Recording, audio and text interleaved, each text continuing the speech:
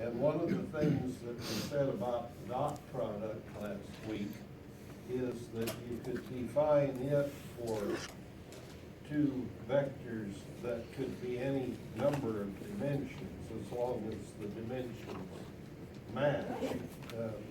So they could both be three component or four or more, which means that you're not limited by three-dimensional geometry.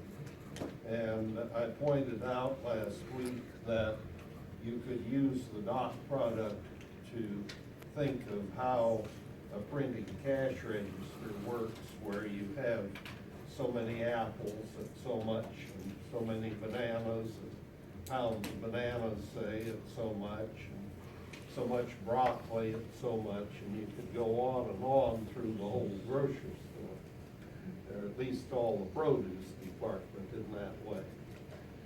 Well, the cross product, on the other hand, is defined only for three-dimensional vectors. So if you want to do a cross product and are thinking of vectors that are in a plane, you can do that, but you have to think of them as three component vectors with zero then as your third component. So your definition then, since it's reserved, let's say, for three component vectors, is something that you can best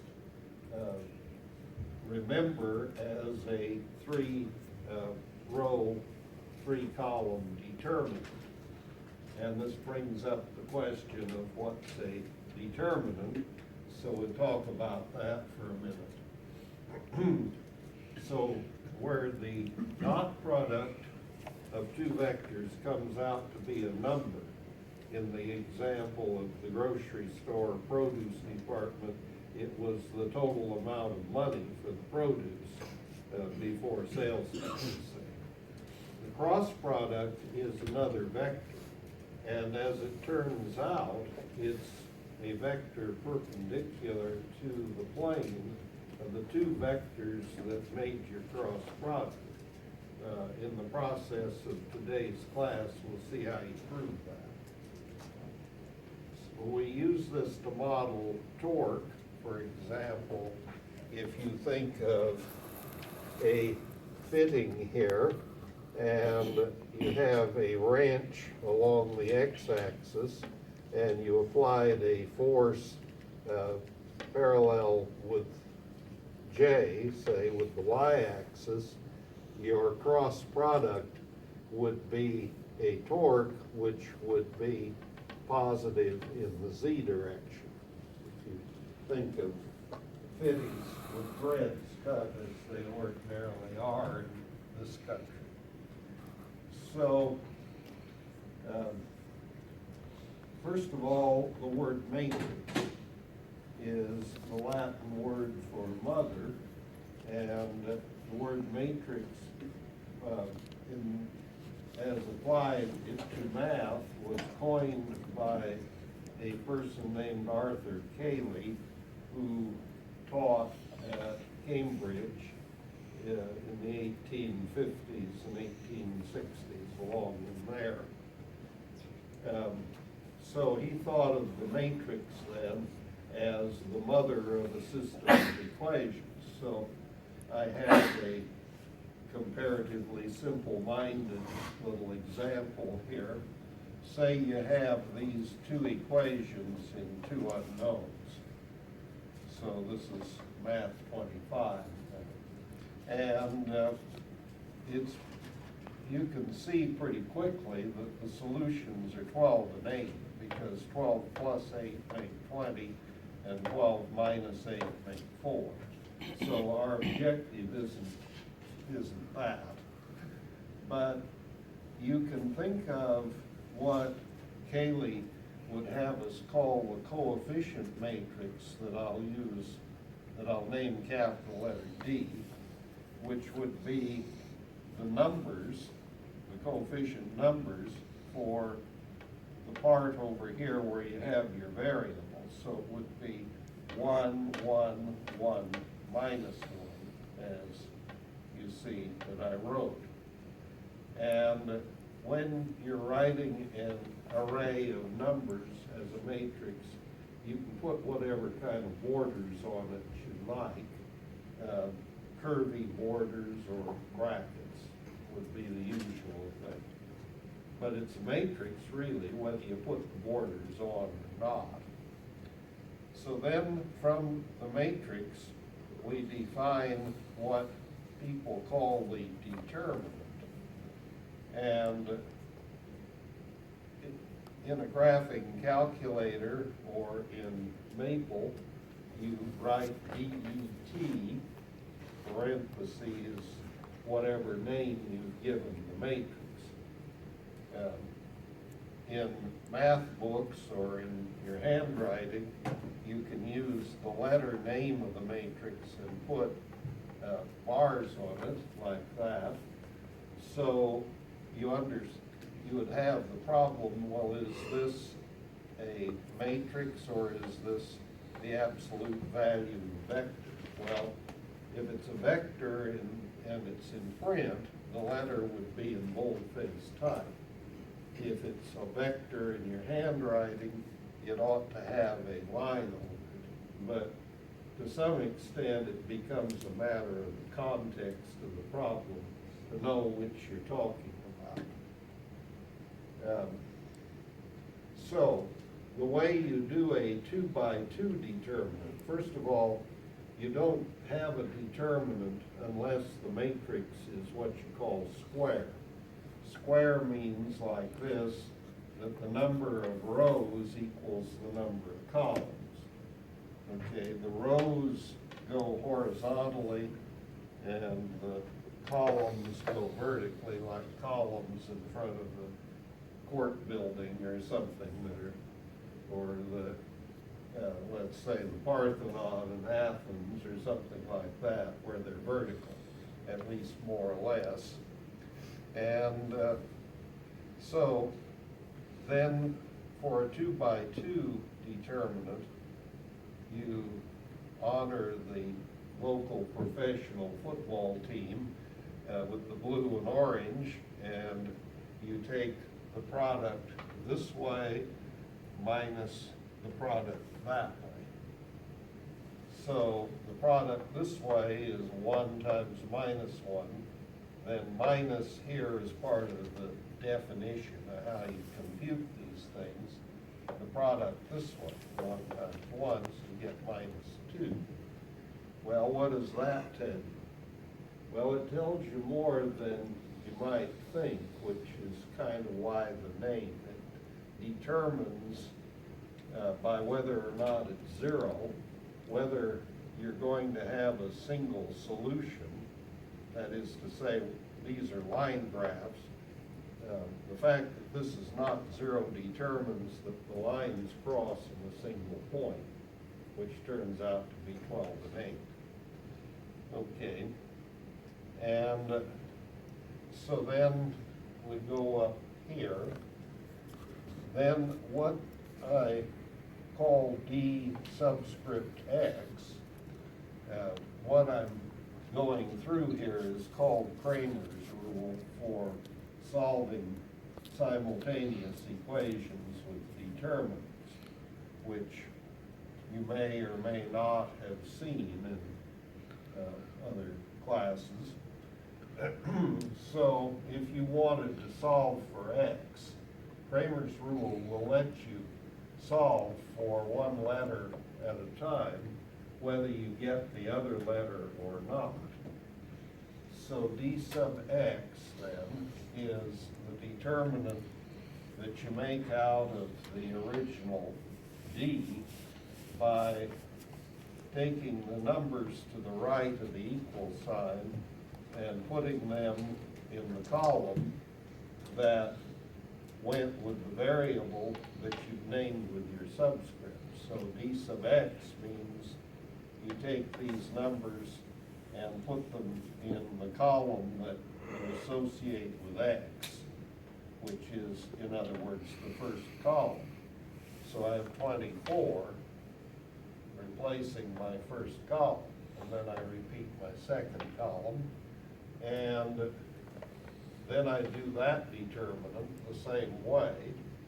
So it's the blue minus the orange, and I get minus 24. So it's possible to prove then that x times the determinant I've called d is equal to d sub x. So the x then is the quotient, which is the 12, and we already could see that the answer is going to be 12 and 8. But you notice this got you the 12, regardless of whether you got the y value or not.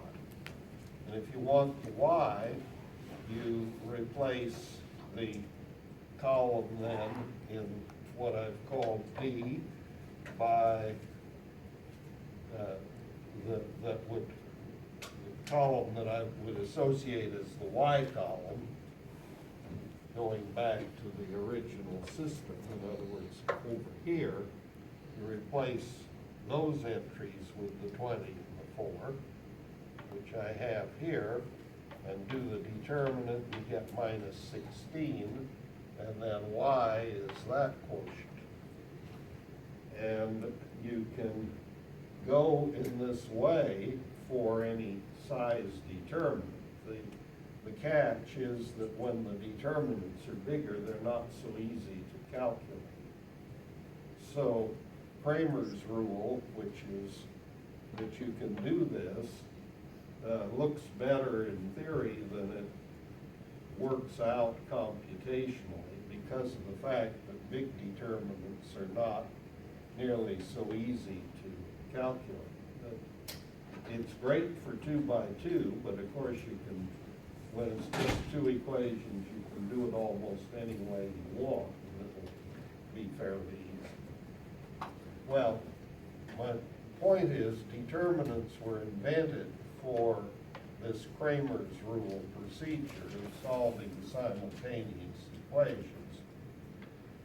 Now, where we come in with calculus isn't solving simultaneous equations, but we use a 3 by 3 determinant to define our cross product in a convenient way. The cross product of 2 vectors, A and B, those ought to have lines on them, is the vector, 3-component vector that looks like this. And I think you can see that trying to memorize this thing as your cross product of vectors A with these components and B with these components is just about impossible. I don't think anybody can ever be that sure that the subscripts are exactly just like this. And certainly I wouldn't do it. If you look in your book, in the section 12.4, the book says that we define A cross B as this vector. And of course they use I here and J there, and K there. Okay, that's fine, but you still need something you can remember. It's like all the passwords for computers and so on. The thing will produce some incomprehensible mess of numbers and letters as a random sort of generator thing, and then tell you to change that to something you can remember, right? And we're all being beaten to death with all that. Well, anyhow, something you can remember here is the 3 by 3 determinant. So you put the ijk on the top row, and whichever vector is at the left goes second, or center row, and whichever vector is at the right in your cross product goes bottom row. This means that the order matters, because if you're doing B cross A, then the entries for B go in the middle, and the entries for A go on the bottom. Turns out that one of the rules for determinants is you change the sign if you interchange two rows, or columns actually. So A cross B is minus B cross A, starting out. So this is probably the first kind of multiplication that you run into where the order actually matters, because it doesn't for numbers and it doesn't for the dot product, but it does for the cross product. Well, the question then is, how do you do a 3 by 3 determinant? It's the same general plan as this, but it isn't as easy. So it's a basket weave, which you see I've tried to indicate here. So you take your 9 entries for 3 by 3, you copy those, and then you repeat the first column and the second column. So this column is repeated there, and this column is repeated there. That means then that you can find 3 of these slants where there are 3 entries. Hello? Wrong way, wrong area. This is math 275. Yeah, this is definitely not where I need to be, sorry. Smart man, he runs in terror. Okay. So, there are 3 of these products you can form with 3 entries each. See, it's a rule of 3s. And so the same slant that you use for a 2 by 2, this way you associate with blue, and then there are 3 on the reverse slant, to use a football analogy since we're honoring the blue and orange. And so that those would come back this way. So I do these, and you see that I is one of the 3 entries. So that's going to go where you'd have I. Instead of the angle brackets, you could have this in parentheses I, parentheses here and there J, parentheses here and there K, which is how this would work out. But instead of using the I, J, K, I've used them just to get the correct position of the angle brackets. But you could certainly write your cross product with this minus this I, this minus this J, this minus that K. And in this way you can work out what it is. When you have numbers, when you have actual numbers, it isn't as difficult to write it as with the letters.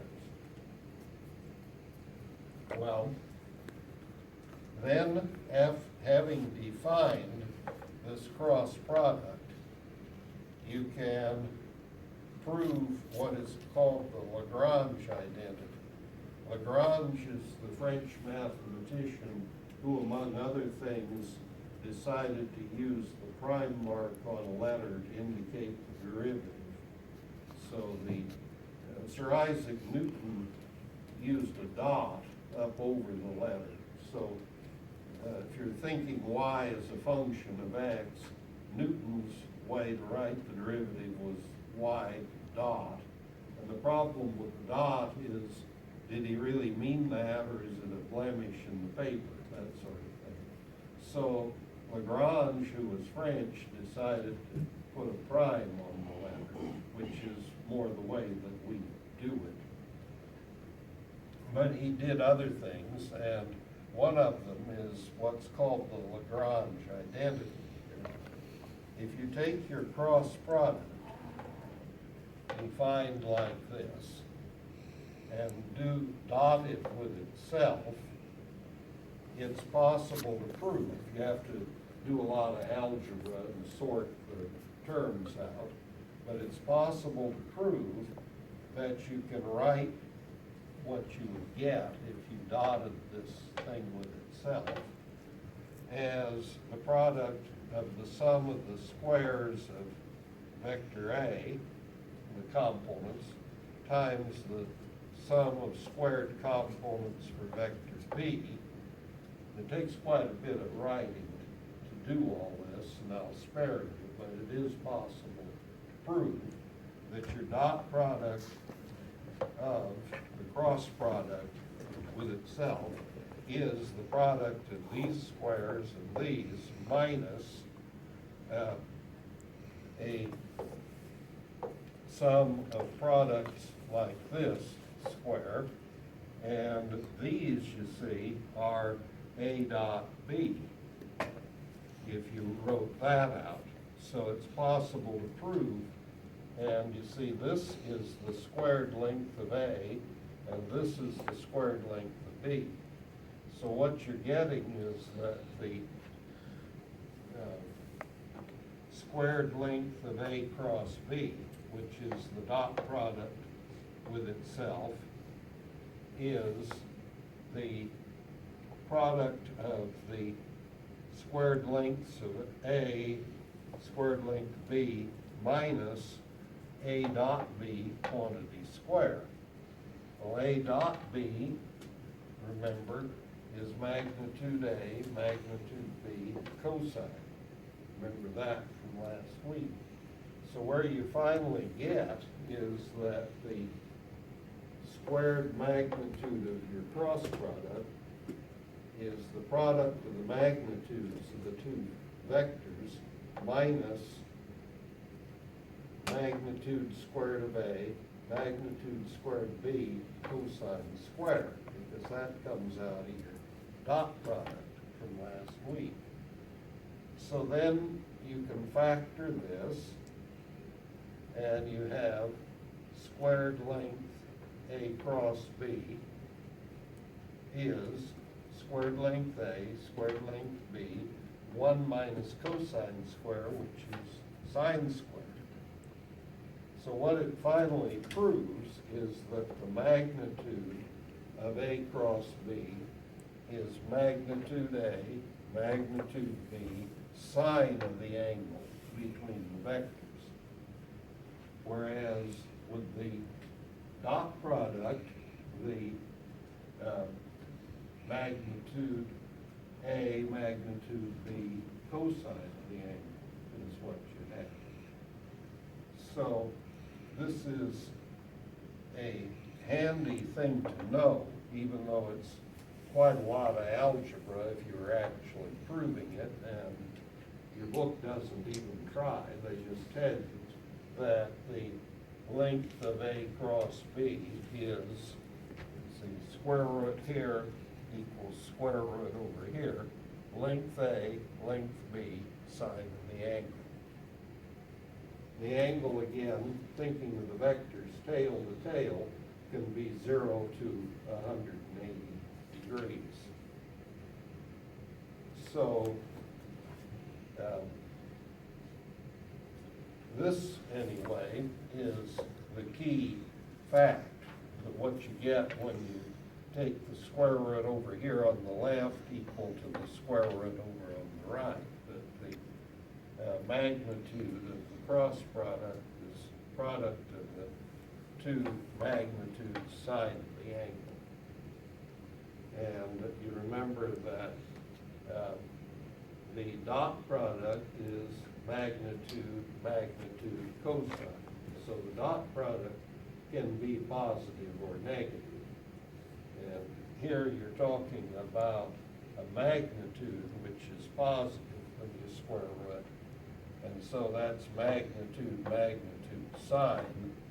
And the sine, when the angle is between 0 to 180 degrees, is not going to be negative. It can be 0. So, for example, then, if the vectors are either,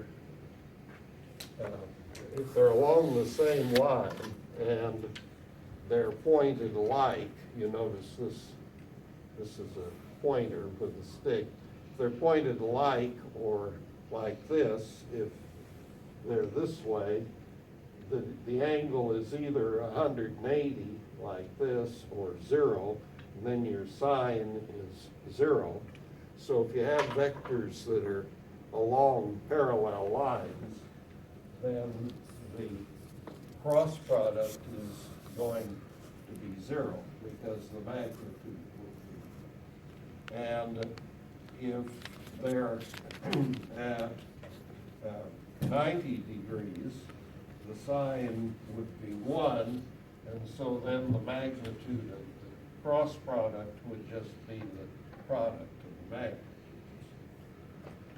With the dot product, if they're at 90 degrees, the cosine would be 0, and then your dot product is 0, and that tells you you have perpendicular vectors if they're not 0 vectors. So the rules for the determinants then multiply. I have some rules here that are true in general about determinants that I'll go through with you now. This is not really an algebra class, so we're not really interested in them except in terms of what they prove about the cross product. So one of the rules is in your determinant, whatever size it is, remember that determinants are square, so the number of rows equals the number of columns.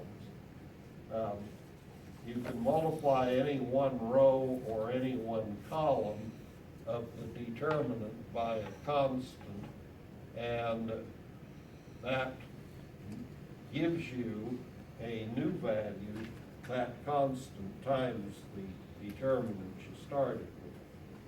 So if you multiplied everything in the top row by 2, the new determinant number would equal 2 times the original, that sort of thing. If you interchange any 2 rows or any 2 columns, then you change the sign. And that's the one that's most important for us using a determinant to get a cross product. So if you put the B's in the middle and the A's on the bottom, then your answer is minus what this vector is. So it would be like you had the orange minus the blue all the way through it. If you have any 2 rows alike or any 2 columns alike, then your value of your determinant is 0. Because you see, say you had 2 rows alike, you could take row 2 minus row 3 for your new row 2. And if they're alike, that gets you a row with all entries 0. And if you have all entries 0 in one row or any one column, the determinant will be 0. If you begin with a determinant and multiply each entry in any one row by C, and then add that to term by term to another row, the new determinant has the same value as the original. And the same applies if you take a constant times any one column and add that to another column. The new determinant will equal the original. Some of these things are not obvious and not that easy to prove, but I'm just kind of going through the basic rules that actually are true for determinants. But the main one that we care about is that if you interchange 2 rows, you'll change the sign, which means then that this has to be true. And also, if you multiply any row by 2, say, then you've multiplied the determinant. So that means that if you have 2A cross B, it's the same as 2 times A cross B, which you kind of expect. So you have these rules then for cross products. Number one is that if you turn the order around, you change the sign. This one is what I also just mentioned, that this comes because you could multiply a row in a determinant by a constant, and you have that constant times the determinant. So if you have a constant times A cross B, it's the same as if you factored it out and had that constant times A cross B. And it's also the same as if you put the constant with B. And this relates to what you could be doing with the rows in a determinant. This is what you'd call a distributive law, that the cross product would work like that or like this. And then you have what's called the triple scalar product, A dot B cross C. See, it's a scalar because B cross C is a new vector, and then you're dotting A with this new vector, and then the dot product of those two vectors is a number. So that's why you call it the scalar product. So you can do A dot B cross C or A cross B dot C. And it gives you the volume of the box. A parallel pipe head is a box where perhaps you've given the box a kick and it's kind of off on a slant. So if the box is like you ordinarily think of the box with the right angles, then you call it a rectangular parallel pipe head. So if the edges are defined by A, B, and C, three vectors, then you can take one of them, dot the cross product to the other two, and that'll get you the volume of the box. So your another thing that's true is for your triple vector product, A cross B cross C is A dot C, which is a number, times the vector B, minus A dot B, which is a number, times the vector C. You can, now the A dot C you can write as C dot A, and the A dot B you can write as B dot A, because they're dot products and the order doesn't matter. You notice if you write it this way, it spells cab, if you just read the letters, minus back. So anyway, this is a rule that is true, which is sometimes handy. Another thing that you can do is I cross J is K. You can prove that because you could write out your cross product. So you write the IJK on top, and then say the A here is I, so it's 1, 0, 0, and then the B here is J, so that's 0, 1, 0. And then you go through your 3 by 3 determinant, and you'll end up with K. See, it'd be a thing like this.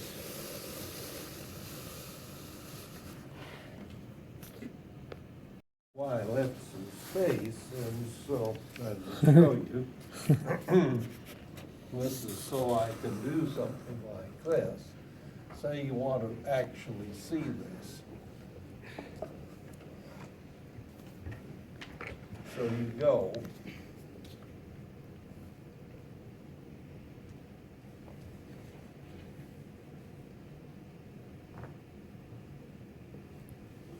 See, because this is I written out in the component form, and this is J. And then repeat your first column. And then repeat your second one.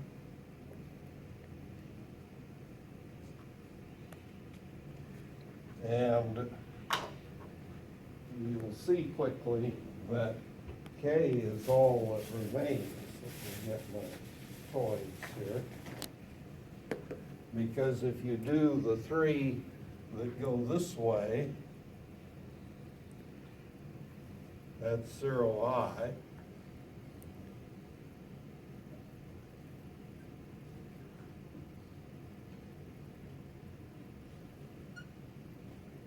This actually is, right here is the only thing you really get out of it, because when you come back the other way,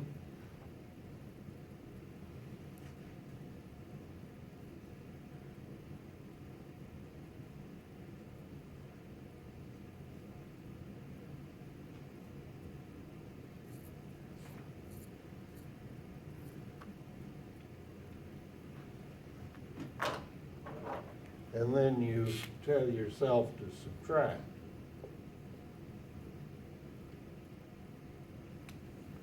So, you see, all that you really get is K.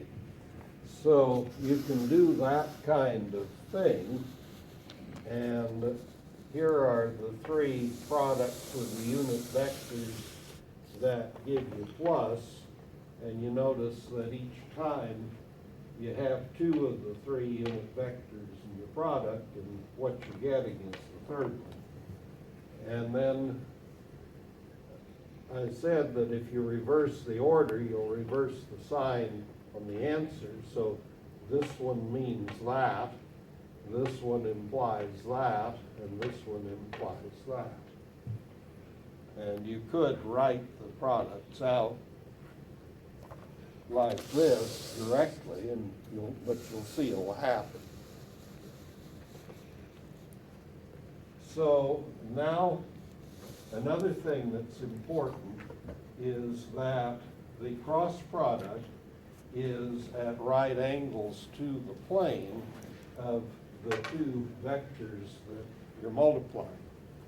And so I'm about to show you that.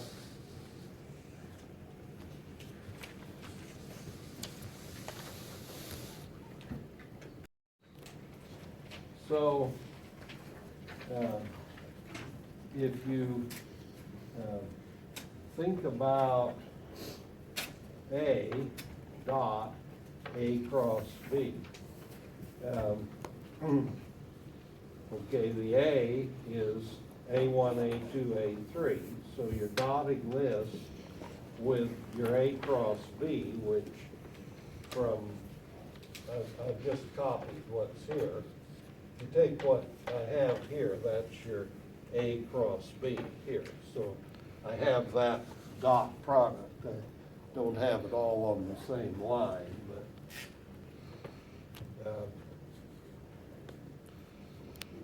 put the dot there.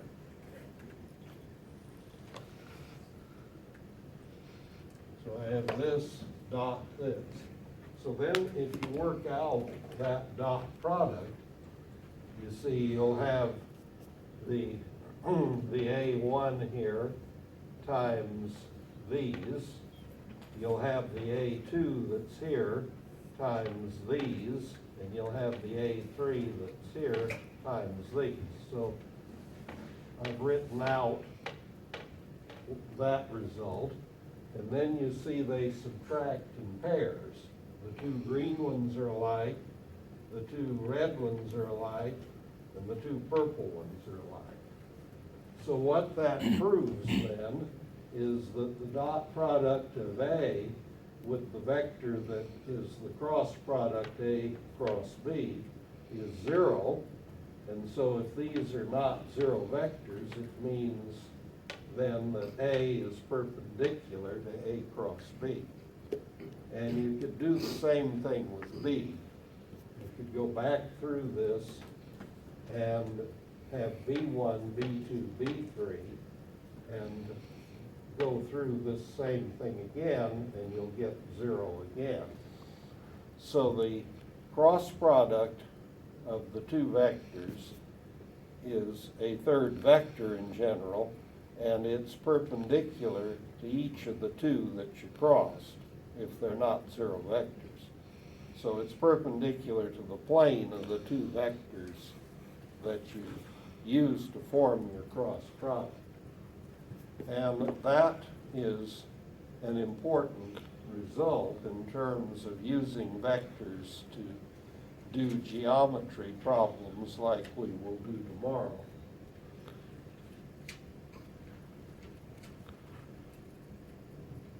So if A cross B dot C is 0, then C is perpendicular to the plane of A and B, assuming they're not 0 vectors. So then C is, so it's perpendicular to the cross product here, so it makes it coplanar with the two vectors that you cross. If you're looking at the 12.4 homework now, the problem 31 has some operations, A, B, C, and I didn't do the rest of them, I guess, there, but I continued over here, D, and so we can look at that. So first of all, U cross V, okay, that gives you a vector. Then you're dotting that with some other vector. That's okay, because if you have two vectors, you can do their cross product, and that's a vector, and if you have a vector, you can dot it with another vector. So this is okay, assuming that whatever size, well, a cross product is a 3-component vector. So assuming that W is a 3-component vector, then this operation would make sense. The only time it would not, since your cross product is by definition a 3-component vector, you couldn't dot that with a 2-component vector or a 4-component vector or something. But basically you'd say that one's okay. Now this one is not, because a dot product is a number, a scalar, and you can't have the cross product of a vector with anything but a vector that's the same size, namely 3-component. So this one is no. Then C, you have U cross V cross W. So you're assuming these are all 3-component vectors if you're trying to write them as factors in a cross product. So you should be able to do that. V cross W is some new 3-component vector made like this, and then you can take another 3-component vector and cross it with this thing. So that one could be done. And then the last thing in 31 got stuck in over here. Here again, V dot W is a number, so you cannot do the dot product of a vector with a number. It has to be vector with vector, and they have to be the same size. Okay, back in here, in problems 1 through 5, they give you two vectors, like in problem 1 here, or in problem 3 or in problem 4, and they want you to do various things, the cross product in both orders. So the second answer is minus the first one, and some other things. So in problem 1, here's U and here's V. So you can set up your basket weave, your IJK. Then if it's this order, the U would be in the center, 2 minus 2 minus 1. The V on the bottom, 1, 0, minus 1. Repeat column 1 and column 2, and do your 3 blue products and your 3 orange ones and subtract, and you'll get what you see here for this one. For U cross V, blue minus orange is 2, then minus 1 minus a minus 2 would be plus 1, 0 minus a minus 2 would be 2. So there's U cross V, and then V cross U is minus that. You could write it all out again. I wouldn't, but you could, and it ought to agree. Then with 3, you have this U and this V, and so for U cross V, you'd set it up like this, with these in the middle and this on the bottom. And now if you look at this, if you took minus 2 times row 3, this is row 3 of the determinant, you'd have row 2, wouldn't you? Minus 2 times that is 2. Minus 2 times that is minus 2. Minus 2 times minus 2 is 4. If you have a determinant then, see, you can take a determinant and you can take a number like minus 2 times 1 row and add it to some other, and say the new determinant equals the original. So then the new determinant that I'm talking about here has 2 rows alike, and then 2 rows alike or 2 columns alike means the determinant is 0. So that means then that without writing it all out, determinants, wherever they are over here, that because minus 2 times this row gives you that row, the determinant is automatically 0.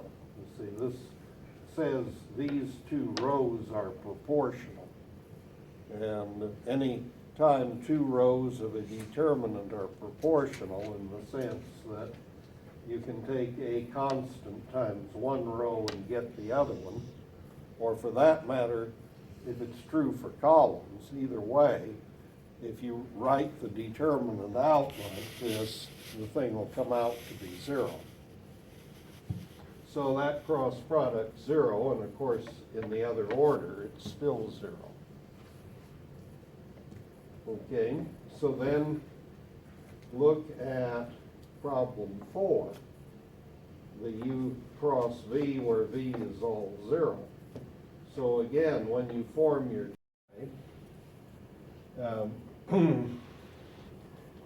here again is a picture of the I cross J equals K, which I wrote out and which we said, and as I was saying, you apply that in interpreting the cross product as torque, because say you're thinking of a wrench applied to a fitting that's threaded the way that things normally are in this country anyway.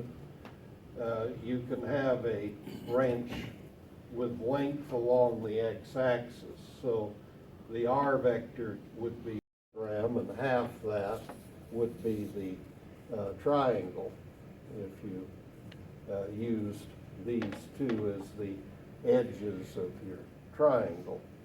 See, and then the third side of the triangle, then this and this, and the third side, that's half the parallelogram.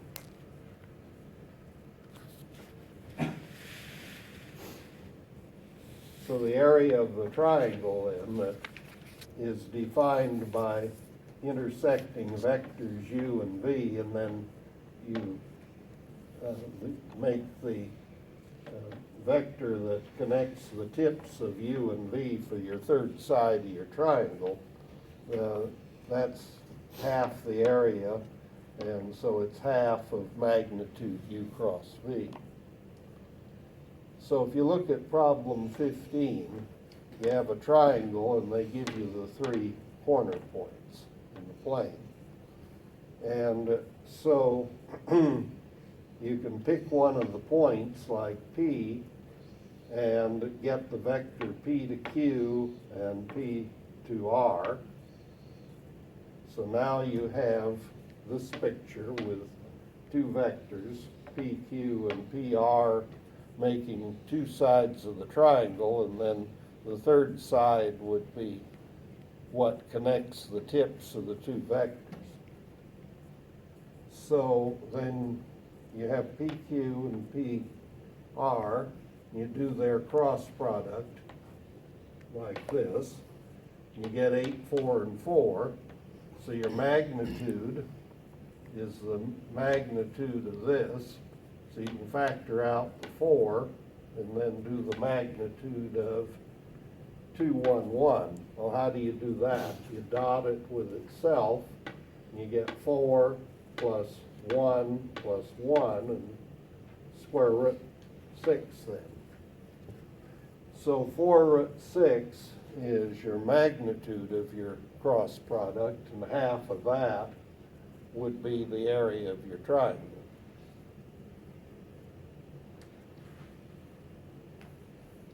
So the normal to the plane that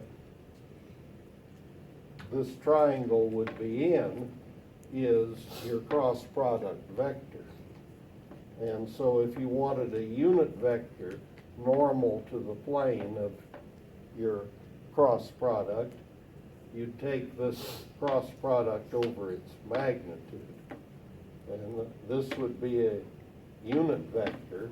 Notice if you want the length, you square, square, square, and you have 4 over 6 plus 1 over 6 plus 1 over 6. That's 6 over 6, which is 1. And so this is a unit vector, and it's perpendicular to the plane that you get if you cross the 2 vectors. So that would be like this.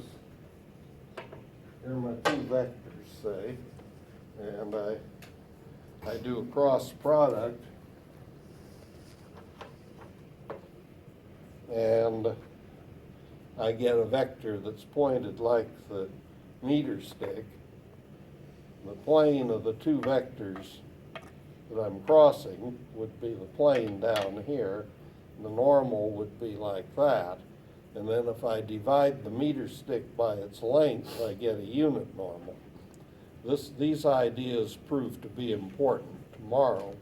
Tomorrow we'll be talking about using the dot and cross product to write equations of a plane and of a line in 3-dimensional space. This is what people call solid analytic geometry, and the way that people have taught solid analytic geometry is to use vectors since about the early 1950s, when the first edition of the Thomas book came out.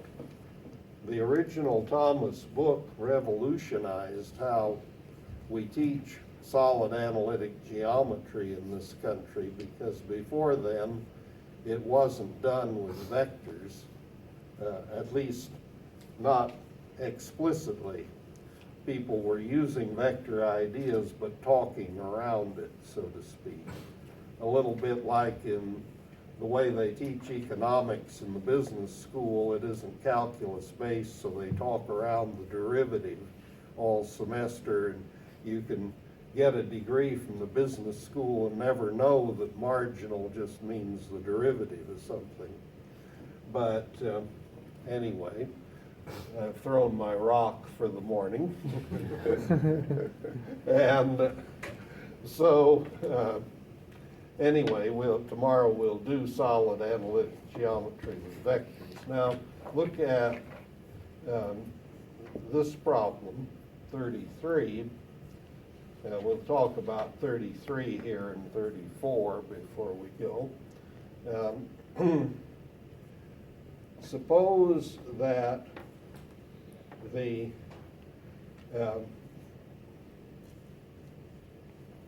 you have three vectors. You have u and v and w. And suppose that you multiply on the left by u in the cross product sense, and that u cross v turns out to equal u cross w, and that u is not the zero vector. Does that mean that v has to equal w? See, for example, if you're thinking of ordinary algebra, and you have a thing like this, 2x equals 2y, then in ordinary algebra, you could cancel the 2 and say that means x equals y. So our numbers allow for what you would call cancellation, either on the left side like this or on the right. The question is whether the cross product does that. Well, here's an example to show that the answer is no. It doesn't mean that u has to be v, because suppose v is twice u and that w is 3 times u, so certainly v doesn't equal w. And these are not any of them zero vectors. Well, your cross product will be 0 because if you take the cross product of u with 2u or with 3u, you have the cross product of a vector with itself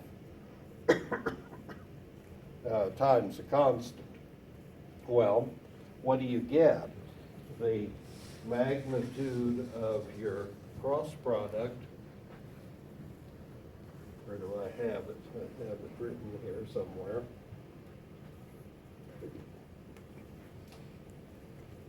Well, for instance, I have it here, the magnitude of the cross product, magnitude, sine of the angle between them. So it's down here. I thought I had it somewhere else here that was a little more clearly. Okay, here. Magnitude A cross B. Magnitude A, magnitude B, sine of the angle. Okay, if you have the vectors then, the two vectors are the same, what's the angle between them? 0. What's sine of 0? So your cross product of the vector with itself is 0, because it's the magnitude, sine of 0. So even if they're pointed the same way or at 180 degrees, either way, your cross product's going to be 0. So what you have here then is that u cross 2u is 0 and u cross 3u is 0, even though 2u and 3u are different. So you can't say just because this is true that your cross products are equal, that the V and the W have to be. Here's another example. Say U is I, V is I plus J, and W is minus I plus J. So if you do U cross V, you have I cross I plus J. Okay, we've just seen that a cross product with itself is 0. So I cross I is 0. I cross J, we saw, was K.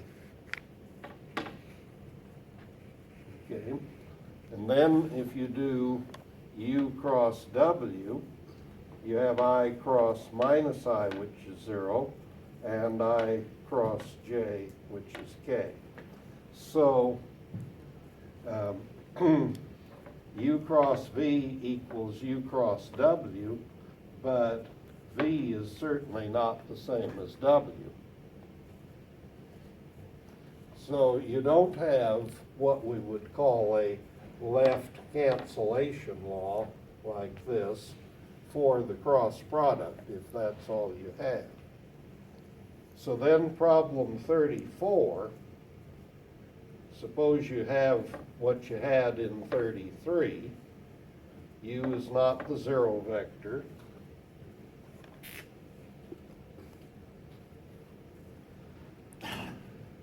And U cross V is U cross W. And also, see, now you have an extra condition.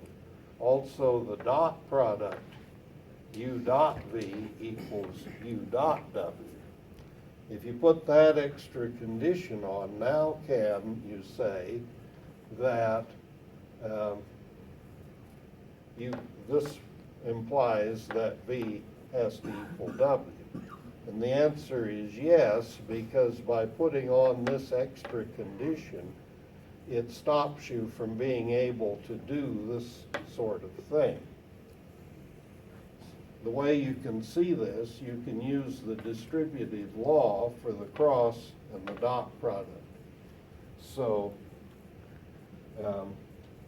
using the distributive law, U cross V minus U cross W is U cross V minus W. See, the distributive law is something that does hold. That's this right here for the cross product. And it also holds for the dot product, so that this would be true.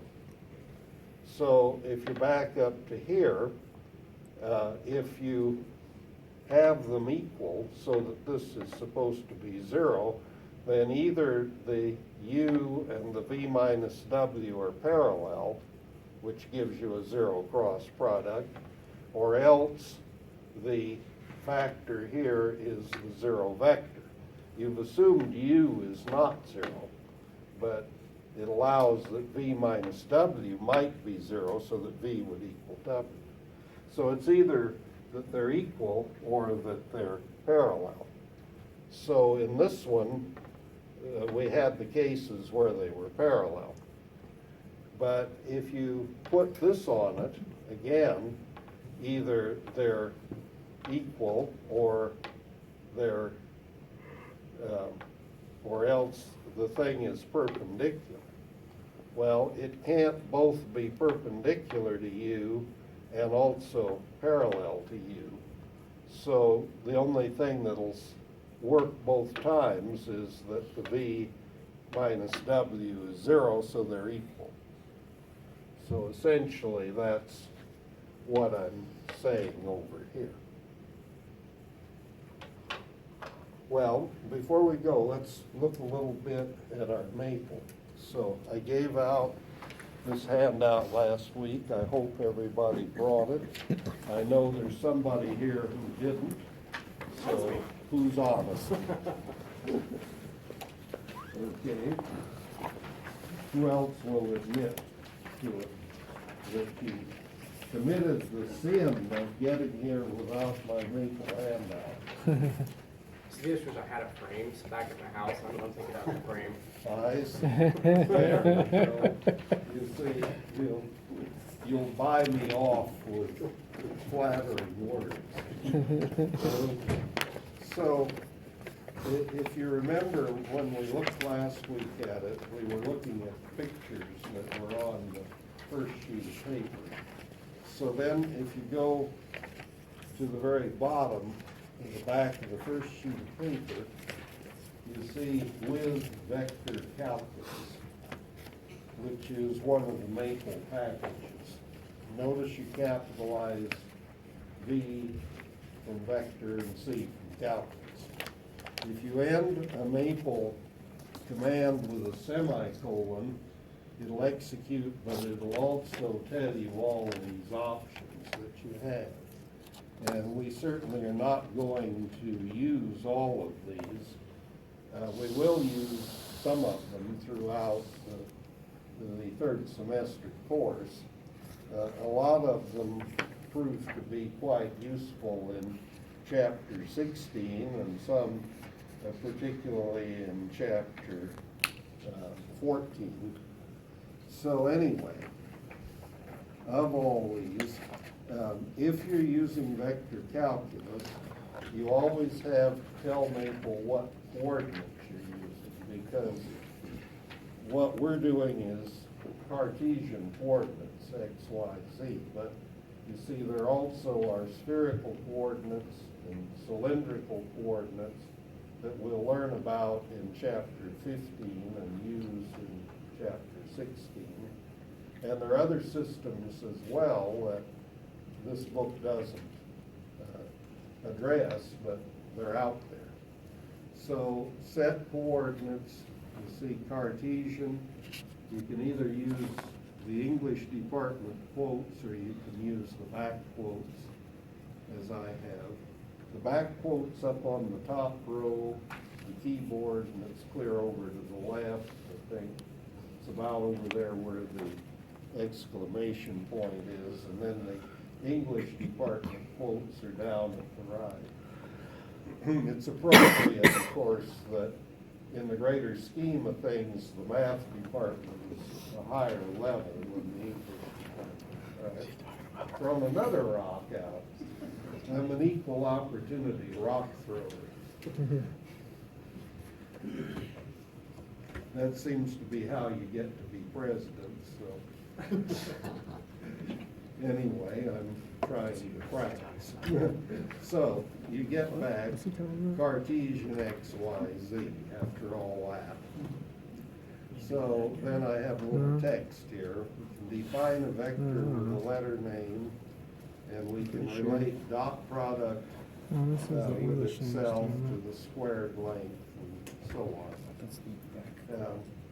The squared length of the vector is what you call a norm, and this German mathematician Frobenius lived in the period that I indicated, and I'll see you tomorrow. Yes, see you tomorrow morning. And so anyway, the vector v, let's say, 2 minus 4 root 5. So I've defined the vector 5 with the colon equal statement. And you notice I use the angle brackets as the vector calculus uses the angle brackets. So when it comes back, line 3, the E subscript X, Y, and Z, those are the way Maple does the I, J, K. So it means exactly the same as if it were I, 2I, minus 4J plus root 5K. And then I did V dot V. See, there's a dot in between the letter V and the other letter V, and that's your dot product. See, that's 4 square plus minus 4 square 4 and 16 are 20, and then the square root of 5 squared is the 5. So the answer 4 there is your dot product of V with itself. Then the norm, you can use the command that way. That's, norm is the math department language for the length of the vector. Norm of V, and the reason for the 2 is the square root norm. You could define it as something else. So norm V2 is the length, so it's the square root. If you bring up the lin-alg package, that's for linear algebra. That's the package that does determinants and matrices. You can then type norm, the V, and Frobenius, going back to this German mathematician. And that's the same thing. The square root of the dot product of a vector with itself being the length of the vector, or norm of it, is a Frobenius idea. Then I have another vector u, which you notice is actually minus v. So that's in there, number 7. So if they're the vector and then minus the vector, they have the same length. So that's 5. Then if you dot product the vector with minus the vector, that's v dot u. That's line 9, so that's 25. You can also type dot product, capital letters D and P, v comma u. So 10 and 9 are the same thing. And then you can type cross product, v comma u, and that turns out to be 0. Well, that's right, because u and v are the same vector pointed opposite. In other words, you're doing this again. Say this one is u and this one's v. Okay, so they're like that, so you can see the angle between them is 180 degrees. Sine 180 is 0, and you're back to this same thing here. Magnitude A cross B, so at 0 or 180, it's going to be 0, so then your cross products. So that's what you expect. And the other way you can do the cross product, you can write the vectors in component form. This is line 12, and then ampersand and x for times will give you the cross product. So then in 12.4, the problem 1, which is here with the determinant written out on the board. You see I've entered the u and the v. They are, or should be, there's the u and there's the v, the same u and v. And then cross product, you have 2, 1, 2. Right there. And then the length of the cross product, so I called C this cross product vector, is the 3. So that would be, you take this, you square this, you get 4, and 1 is 5, and 4 is 9, and the square root of 9 is 3. So you see it's right. And then B is the cross product, BU. So number 17 should be minus number 50.